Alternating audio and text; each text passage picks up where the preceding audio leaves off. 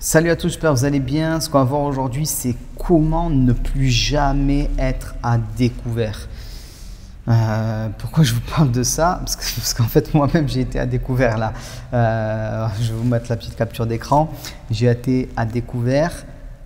Oh, c'est pas normal, je ne devrais pas forcément être à découvert quand on connaît mon niveau de revenu et tout ça, mais ça m'a fait réfléchir au sujet.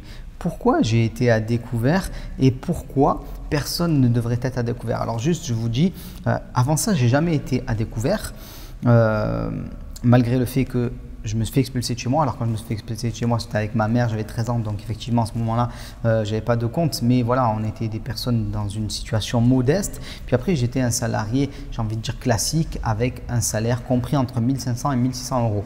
Donc quand on est dans ces niveaux de salaire, on peut vite se retrouver à découvert. Et pourtant, j'ai jamais été à découvert. Donc en fait, personne ne devrait être à découvert et on va en parler tout de suite. C'est vraiment une histoire de gestion en fait d'argent. Je vais vous expliquer moi pourquoi j'ai été à découvert. C'est tout simple en fait. C'est un compte bancaire dans une banque qui est pas super. On va en profiter pour en parler un petit peu. Une banque pas super avec une directrice pas gentille du tout. Du coup, qu'est-ce que j'ai fait? J'ai tout simplement arrêté d'alimenter ce compte sur lequel il y avait un gros crédit immobilier qui passait tous les mois. Un prélèvement de 2500 euros quand même. Donc ça laisse des traces quand ça passe. Et j'avais laissé une certaine somme sur ce compte et je l'ai tout simplement oublié et je me suis retrouvé à découvert. Voilà, moins 97 euros si je ne me trompe pas, donc de pas grand chose. Bon, mais ça me fait penser à une chose, c'est que le découvert n'est qu'une histoire d'argent et je vais vous expliquer pourquoi et on va repasser dans des considérations plus normales, on va dire ça comme ça. Imaginons que vous gagnez 1500 euros par mois et que vous êtes à découvert et que vous avez le droit d'aller jusqu'à 500 euros de découvert. Donc ça veut dire quoi? Ça veut dire que vous allez osciller entre moins 500 euros et plus 1000 euros quand vous recevez votre salaire. Donc ça fait moins 500 euros, vous recevez le salaire plus 1000 euros, vous avez vos dépenses, ça passe en découvert, ça tombe à moins 500 euros, puis ça remonte et ainsi de suite. Donc vous allez osciller comme ça. Alors on se dit, bon, c'est pas trop grave, de toute façon c'est un découvert autorisé et tout ça. Bon, sauf qu'à chaque moment, tu risques de te prendre des pénalités et les banques gagnent beaucoup d'argent là-dessus et toi, du coup, tu en perds beaucoup. C'est une première chose. Le découvert en banque, c'est pas sexy du tout. Si demain tu veux te lancer en immobilier, il faut que tu supprimes absolument ton découvert.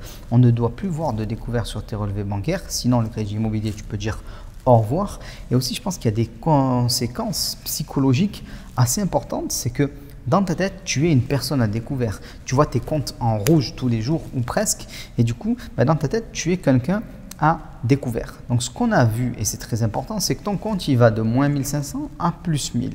En fait, ce qu'il faut faire, c'est qu'il faut juste recalibrer un petit peu le compte. Au lieu qu'il passe de moins 1500 à plus 1000, il faut juste le faire passer de 0 à plus 1500. C'est la même oscillation. C'est-à-dire que toi, tu gagnes 1500 euros tous les mois, peu importe que tu commences de 0 ou que tu commences de moins 1500, ou peu importe que tu commences de plus 1000 ou autre. Si tu commences à plus 1000, tu mets 1500 sur ton compte, tu vas atterrir à 2005. Mais c'est toujours la même oscillation, il a toujours la même quantité d'argent en fait. Donc, ce qu'il faut faire clairement, c'est remonter cette oscillation, on va dire ça comme ça. Et dans un premier temps, voilà, il n'y a pas de secret, il va falloir soit dépenser moins, soit gagner plus dans un premier temps. Alors, dépenser moins, c'est cool. Ok, tu vas pouvoir faire des économies, mais le problème de dépenser moins, c'est que c'est capé par le bas. Si tu gagnes 1500 euros par mois, dans un monde merveilleux où tu n'aurais qu'aucune dépense, tu ne peux pas économiser plus de 1500 euros par mois.